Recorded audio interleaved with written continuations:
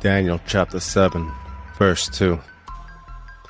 In my vision at night I was watching, and suddenly the four winds of heaven stirred up the great sea. 4 huge beasts came out from the sea, each different from the other. The first was like a lion, but had eagle's wings. I continued watching until its wings were torn off. It was lifted up from the ground, set on its feet like a man, and given a human mind. Suddenly, another beast appeared, a second one, that looked like a bear. It was raised up on one side, with 3 ribs in its mouth between its teeth. It was told, "Get up, gorge yourself on flesh." Another beast appeared. It was like a leopard with 4 wings and a bird on its back. It had 4 heads and was given authority to rule. A 4th beast appeared, frightening and dreadful, and incredibly strong. With large iron teeth, it devoured and crushed, and it trampled with the feet whatever was left.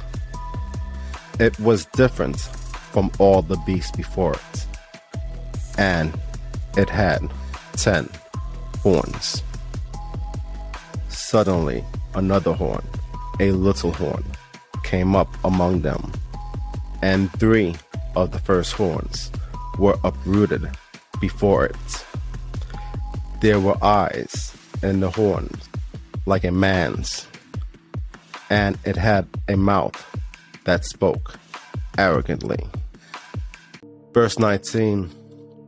Then I wanted to know the true meaning of the 4th beast, the one different from all others, extremely terrifying, with iron teeth and bronze claws, devouring, crushing, and trampling with its feet wherever it went.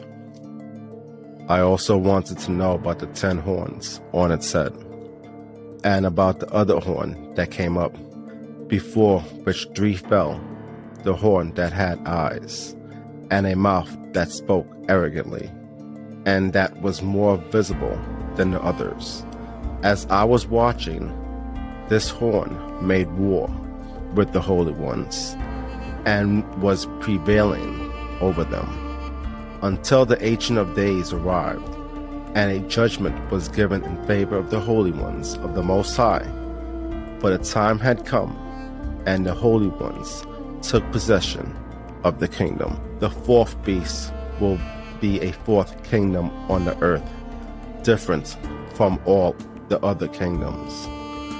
It will devour the whole earth, trample it down, and crush it. The 10 horns are 10 kings who will rise from this kingdom, another different from the previous ones will rise.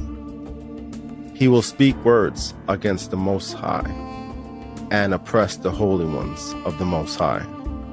He will intend to change religious festivals and laws, and the holy ones will be handed over to him for a time, times, and a half a time.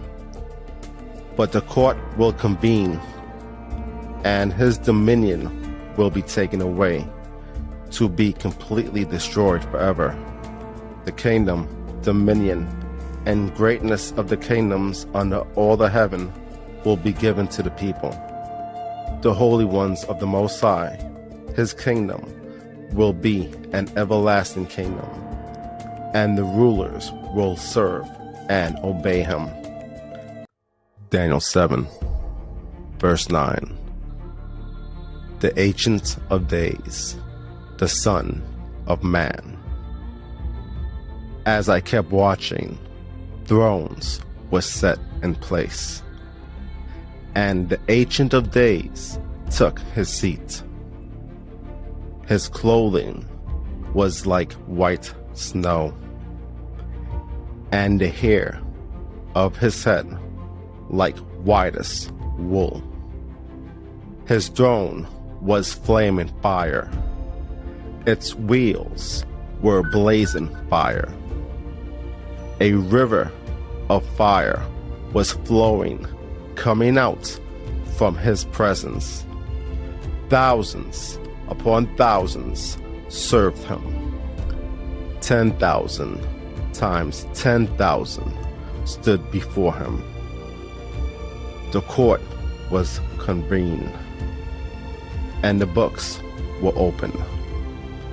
I watched then, because of the sound of the arrogant words the horn was speaking.